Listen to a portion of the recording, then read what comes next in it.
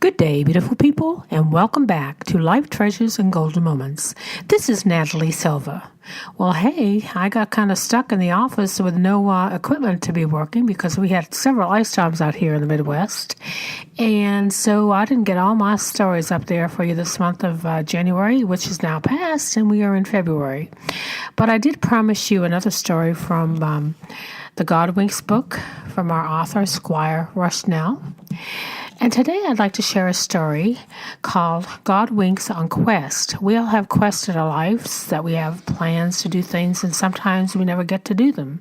So I'd like to share this with you today. Nearly everyone has a quest. Somewhere you have always harbored a deep-seated notion of something you wanted to do. Maybe you have acted upon it, maybe you haven't. Perhaps you wish you were one of those persons who crossed the finish line at a 26-mile marathon, where winning wasn't the goal, but just being in the race and finishing it. Maybe you always wanted to write a book, perform on stage, or be the best golfer of anyone you know. Perhaps you always wanted to do something to make a difference in other people's lives, such as in career or part-time volunteer service. We are indoctrinated as children to begin thinking about our quest. People frequently ask, "What do you want to be when you grow up?" The author was in 6th grade when he toured a radio station, and his dream was to be involved with the radio and television when it was born. His wonderful wife, Louise, knew from the time that they watched the Carol Burnett show on TV that when she grew up, she wanted to be in show business, leading to multiple God Winks that eventually put her into a hit touring show with two of the stars of that show, Tim Conway and Harvey Korman. Howard Jonas, the billionaire founder of IDT Communications, started a successful hot dog vending business as a kid. Tiger Woods had a golf club in his hand almost as soon as he could walk. Some people have a divine desire to be placed in their hearts at a very early age that becomes the beacon to follow like a medieval knight's quest. God erects signs along the way to guide us on our journey. God winks to assure us that we are indeed on the right path. As the author takes you into these journeys of those following stories that are in this book, think about the desires that have been placed in your heart, signaling you toward your destiny.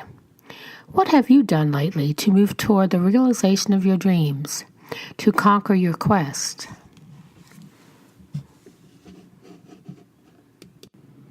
This story that I'm about to share today, written by the author, is about a gentleman that probably most of you all know who has passed away.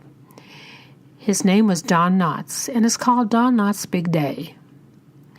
Many would agree that television's most enduring, most likable character is Barney Fife from The Andy Griffith Show. As a deputy sheriff with an empty gun, Barney with a consequential sidekick, he could make you laugh just by pursing his lips, wearing a surprised look, and nervously shaking his head. We came to know him with the actor who played him, Don Knotts.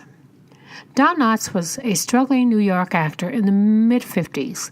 Like many others in his shoes, he would hang out at a NBC drugstore, hoping that some good fortune, or at the very least, some useful casting gossip would come his way.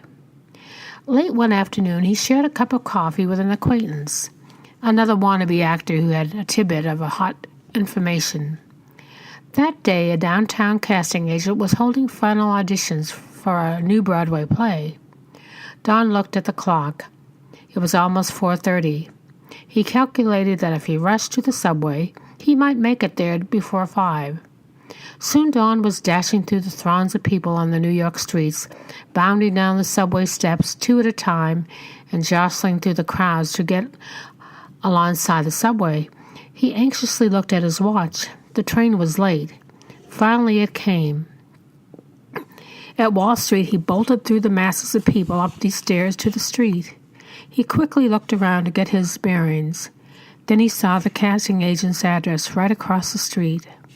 Taking a chance, he dashed through the mid-block traffic into the building, scanned the directory in the entryway, and quickly leaped up the stairs to the second-floor offices. Out of breath, Dawn encountered an officious assistant sitting at the desk. The man didn't look at all happy that Dawn had arrived at the last minute. I came for the auditions, gasped Dawn, out of breath. Finished, clipped the assistant. Dawn now looked at him, pursing his lips like Barney Fife would do years later. With a surprised, wide-eyed look and a slight shaking of the head, he said, Finished? You mean I rushed all the way down here just to find the auditions are all over? The assistant nodded. Dawn hung his head slowly, turned, slumped out of the offices, down the stairs and across the street to the subway for a disappointing ride back to Midtown. He was about to take a step that would have hidden him from the ground level view, when his ear caught a voice breaking through the din of New York street traffic. Wait! Wait! He stopped. Wait! The voice repeated. Dawn turned to see the casting agent's assistant hanging out the second-floor window across the street. Secure, he'd caught Dawn's attention. The casting agent was motioning him to come back. Puzzled, Dawn descended the steps to the second-floor office. With a smile, the assistant explained in a conspiratorial whisper, You look so sad. I told the boss he just had to see you. Dawn was given a few pages of script for the new play, No Time for Sergeants, and he was asked to read for the casting agent. Within a few days, he was leaping with the kind of joy that a struggling actor experiences when he finally gets a break. He had landed a small role in what was to become a hit Broadway show, created especially for another promising new actor.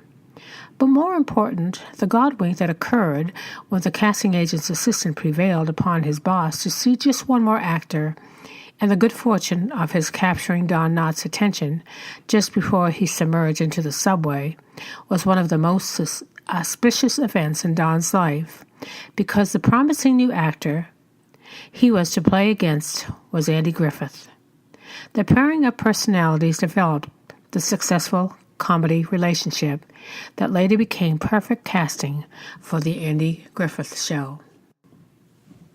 In closing today's show, I'd like to read one more thing that was written in this book, and that was said by George Eliot. And he said, It is never too late to be what you might have been. So be open to new possibilities and pay attention when you get a God wink. Again, our thanks to the author, Squire Rushnell, When God Winks at You. May you all have a blessed week.